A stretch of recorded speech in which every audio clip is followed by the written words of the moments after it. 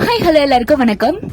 சின்னஞ்சிறிய பறவைகள் விண்ணில் வட்டமிடும் அழகே ஆச்சரியம்தான். ஆனால் நூற்றுக்கணக்கான டன் எடை கொண்ட ஒரு இரும்பு பறவை காற்றின் துணை கொண்டு விண்ணில் மிதந்து நிலம் கடந்தும் பறப்பது எப்படி? நான் எதை பத்தி சொல்றேன்னு தெரியுதா? நம்மளோட ஏரோப்ளேன் பத்தி தான். வெறும் வேகமும் சக்தி வாய்ந்த இன்ஜின்களும் மட்டும் தானா இதற்கு காரணமா? இல்லை.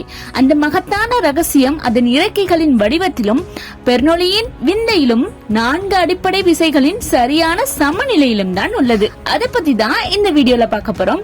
இணைந்திருங்கள் உங்கள் ப்ரொஃபன்ஸ்களுடன். இது ஆழமான அறிவியலுக்கான ஒரு பயணம். சயின்ஸ் அண்ட் ஸ்பேஸ் பத்தின நியூ அப்டேட் அண்ட் டீடைல் இன்ஃபர்மேஷனுக்கு நம்ம சேனலை சப்ஸ்கிரைப் பண்ணி பக்கத்துல பெல் ஐக்கனும் கிளிக் பண்ணி வச்சுக்கோங்க.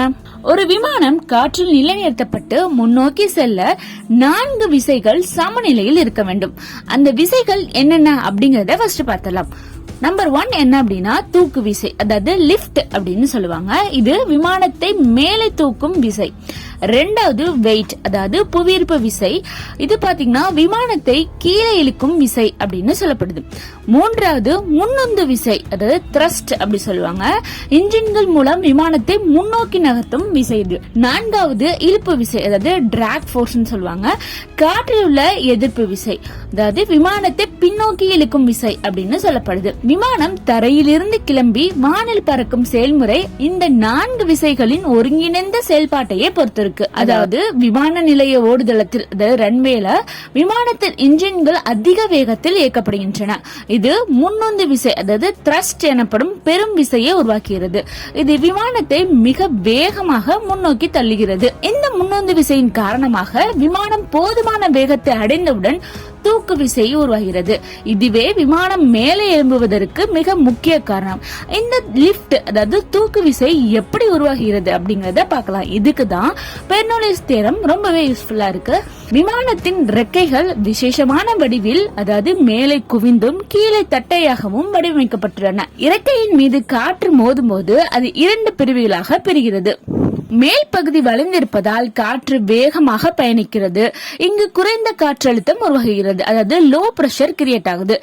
2வது பாத்தீங்க அப்படின்னா கீழ்பகுதியில காற்று மெதுவாக செல்வதால் இங்கு அதிக காற்றழுத்தம், அதாவது ஹை பிரஷர் உருவாகிறது.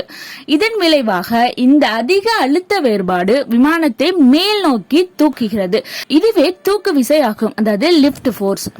விமானத்தின் தூக்கு விசை, அதாவது லிப்ட், அதன் புவியீர்ப்பு விசை, அதாவது வெயிட் சொல்றோம் இல்லையா, அந்த விசைக்கு சமமாகவோ அல்லது அதிகமாகவோ இருக்கும்போது விமானம் தரையிலிருந்து வானை நோக்கி மேலே எழும்புகிறது. விமானம் அதன் பயண உயரத்தில் நிலை பெற்றவுடன் விமானி 4 விசைகளையுமே சமநிலையில் வைத்திருப்பார். அதாவது தூக்கு விசை பாத்தீங்கன்னா எடை விசைக்கு சமமாக இருக்கும். அதாவது லிப்ட் ஃபோர்ஸ் பாத்தீங்கன்னா வெயிட் ஃபோர்ஸுக்கு ஈக்குவலா இருக்கும். விமானம் அப்பொழுது ஒரே உயரத்தில் பறக்கும். அதே நேரத்துல முன்னுந்து விசை, அதாவது முன்னுந்து விசைங்கிறது இழுப்பு விசைக்கு ஈக்குவலா இருக்கும். அதாவது த்ரஸ்ட் ஃபோர்ஸ் பாத்தீங்க அப்படின்னா டிராக் ஃபோர்ஸுக்கு ஈக்குவலா இருக்கும். அப்போது விமானம் பாத்தீங்கன்னா ஒரே வேகத்தில் முன்னோக்கி செல்லும். இவ்வாறுதான் இந்த 4 அடிப்படை விசைகளின் சமநிலையால் ஒரு பிரம்மாண்ட விமானம் எளிதாக வானில் பறக்கிறது. இப்ப தெரிஞ்சிருக்கும் நினைக்கிறேன் விமானம் எப்படி பறக்குது அப்படின்னு. சுருக்கமாக சொன்னால் விமானம் என்பது வெறும் இன்ஜின்களின் சக்தி மட்டுமல்ல, அது காற்றின் நுட்பத்தையும் ஈர்ப்பு விசைக்கு எதிராக செயல்படும் புத்திசாலித்தனத்தையுமே உள்ளடக்கிய ஒரு வடிவமைப்பாகும். பெர்னோலியின் விந்தையையும் சரியான விசை சமநிலையும் இருக்கும் வரை மனிதனின் எடையை விட பல மடங்கு பெரிய உலக பறவைகள் வானில் சுதந்திரமாக சிறகடித்துக் கொண்டே இருக்கும். அடுத்த முறை நீங்கள் ஒரு விமானத்தில் பயணிக்கும் போது அந்த பிரம்மாண்டமான இயந்திரம் காற்றில் மிதப்பதற்கு ஆயிரக்கணக்கான டன் எடைக்கான இரும்பும் அதன் கீழ் உருவாகும் சில மில்லிமீட்டர் காற்றழுத்த வேறுபாடு மட்டுமே காரணம் என்பதை எண்ணி பாருங்கள். விண்வெளியின் ரகசியங்களைப் போல வானத்தின் ரகசியங்களும் எப்போதுமே நம்மை வியக்க வைக்கின்றன. அடுத்த வீடியோல பார்க்கலாம். பாய்.